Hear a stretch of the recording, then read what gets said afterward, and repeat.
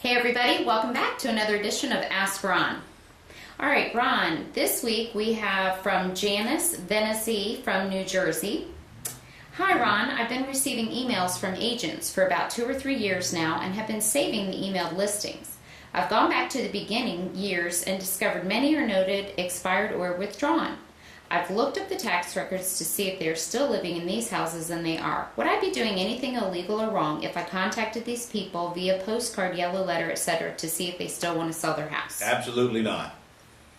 You have full rights to do that, and in fact, if you look at most any listing, the agent has 4 months after the listing expires to collect a commission, but that's only if they introduced you to a prospect during that 4-month period. If that's over, it's fair game. Okay, great. Next is from Barb, and Barb is from Indiana. Hi Ron, I'm studying the Pretty House system and looking forward to meeting you at Quick Start Weekend, the Real Estate Convention weekend in Orlando. We're getting ready. In regards to pre-screening prospects from the lead property information sheets, what do you consider a lot of equity and a little equity? Can you give me some sort of percentage to act on as a guideline?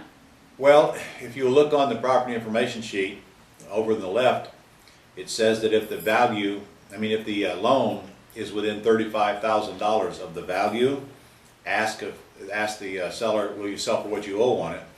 And I think you could probably use that for a measuring stick. $35,000 worth of value on a $300,000 house is a little equity. On a $100,000 house, it's a lot of equity. So I don't really have an ironclad answer to that.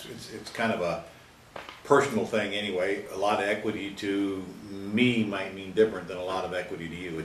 Does it have enough equity to make you want to stay in the deal, I guess is the real question.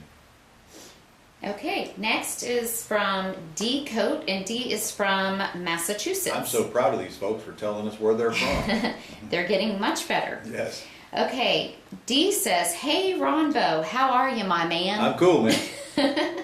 Isn't it true that our real estate investment activity is a lead generating machine? From the realtor to the title company, lawyer, home inspector, insurance agent, tradesman, blah, blah, blah. And it goes on with every deal. I have been in the retail side for 10 years, created millions of dollars in revenues, and the trickle down is 10 times that. Very rarely has anyone reciprocated, an attorney, a REO realtor that is. So why can't we sell these leads to the very people we hire to do the work for us? Well, selling leads is a big business. There's nothing stopping you from selling those leads. If you want to set up the system, as you may know, I have a whole course on selling leads that we acquire from buying and selling houses to other industries that are going to pay for that advertising, whether they pay you or pay somebody else. So when you can get a expression of interest for a product or service out of someone, that information is always of value to someone in that industry. It's a big business, actually. It's a multi-billion-dollar a year business. Okay, and we have another question from Janice from New Jersey. Can the tenant buyer make the rent or mortgage payment payable to the seller and the mortgage company? I would not do that. Absolutely not. That would require 2 signatures on it, and that would be a giant pain in the neck. Would not do that.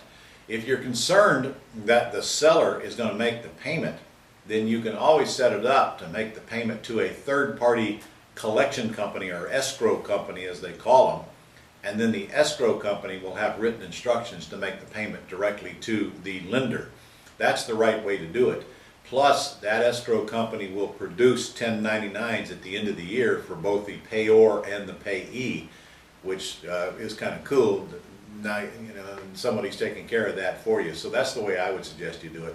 And I'm just reading out of that question that is your concern. I'm afraid the seller won't make the payment. Okay. All right, next is from Kevin Enos. Kevin is from Orlando, and he is a new Gold Club member.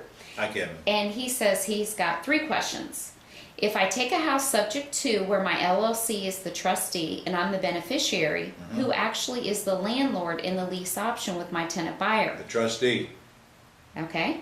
His second question is, I heard you briefly say on one of your videos that second mortgage and HELOC lenders will exercise the due on sale clause. I said they are more apt to do it. I didn't say they would. Okay. He said, can you explain what we should and shouldn't do or can and can't do? Well, first of all, I don't ask for their permission, but if I get into a deal where there's a HELOC on it, that's a home equity line of credit, I would probably not set that up to be a super long-term deal. I'd just, a year, 2 or 3, I'd want to be out of it and get that loan paid off just to make sure that that is not an issue that I have to deal with later. It really doesn't bother me. I'll take over a HELOC any day because I don't care what the bank does. They're not going to hurt me. But it is, I would be remiss if I didn't tell you that if the lender found out that title transferred and there's a HELOC on it, there's a good chance they would call it due. I didn't say they would, but the chances are better than if it's not a HELOC. Okay, and last question from Kevin. If I don't have the, say, $2,000 for closing, a subject to deal, any reason I can't type the house with an option saying I can buy subject to, then go find my tenant buyer, finally having one big closing where I exercise my subject to option, deed the house into the land trust, and do the lease option with the tenant buyer all at once? No, you can do that. You can do that. You can just get a purchase and sale agreement on it and go do all of that and simultaneously close it, absolutely.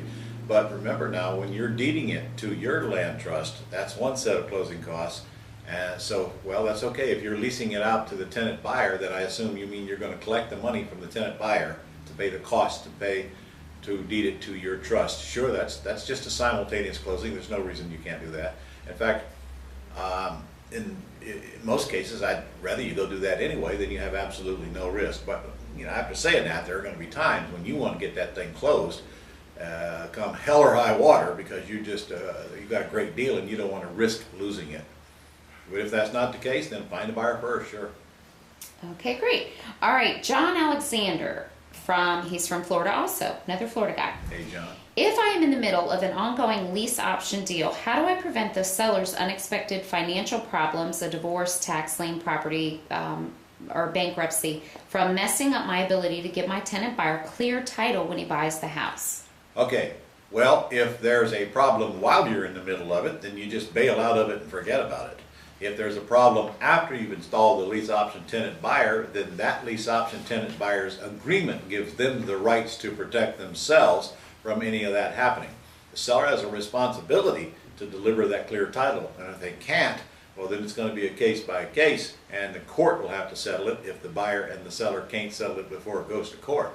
You can't spend your time worrying about all of the things that can go wrong.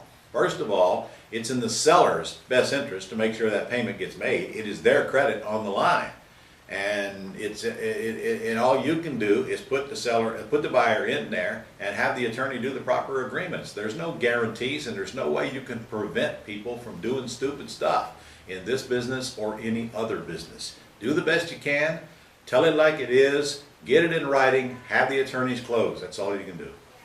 Okay, Ron, our last question comes from KJ Roberts from California. KJ. Yes. Okay, his question is regarding the notice to exercise lease option form. His question is, I am trying to find out if in the state of California, does the owner of a property who is offering a lease option to buy get to pocket the initial option to buy deposit, or does it have to go into an escrow account until the sale of the house? The only time there's an escrow account needed for that deposit is if you're a licensed real estate agent and you're holding that money for somebody else. If you're the seller, you can take that deposit and keep that deposit. This is a question you should probably ask your attorney, though. Remember, I'm not a California attorney, but I know of no such rule where you have to hold on to a non-refundable option deposit in any state.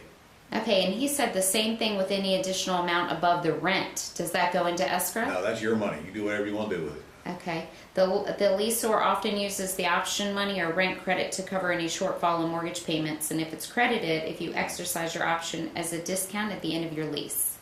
I don't know what he just said, but that's your money. You do not have to, that's your money. The minute you get the money, it's your money. It's clearly non-refundable. Now, of course, if there's a situation where you cannot deliver the title when that person gets ready to buy, then you're going to have to either fix that or come up with that money to refund them, one of the two, to fix it. So I say it's your money, but remember it's money at risk as long as it's still your responsibility to transfer ownership of that title to that buyer. So, but you don't have to put it in escrow. Okay, great. That's all we have this week, Ron. All right, see you guys next week. Hey, before you go, we're almost there. We're almost at the convention. So if you guys haven't registered, newagewithron.com is still up, and we have spent a lot of time planning this thing for you. In fact, we just got out of a marathon meeting. I mean, I feel like I've been whipped here all day, just planning for this convention with the whole staff sitting around this table. So, guys, we've got a lot of cool stuff going on there. The truck is getting done up right now. We're getting lettering put on it. So, we got some special sessions that you're not even aware of yet. So, go to New Age with Ron and get registered and get down there. Come see us in Orlando. And don't forget the all-day ACT seminar on the 23rd. We're going to start at 9 a.m. And I'm gonna bring you a manual. So literally, you're getting a $1,000 course for free during that all-day ACTS program with Scott and I on the 23rd. And that is just the very beginning. So go register now, and I'll see you down at the convention.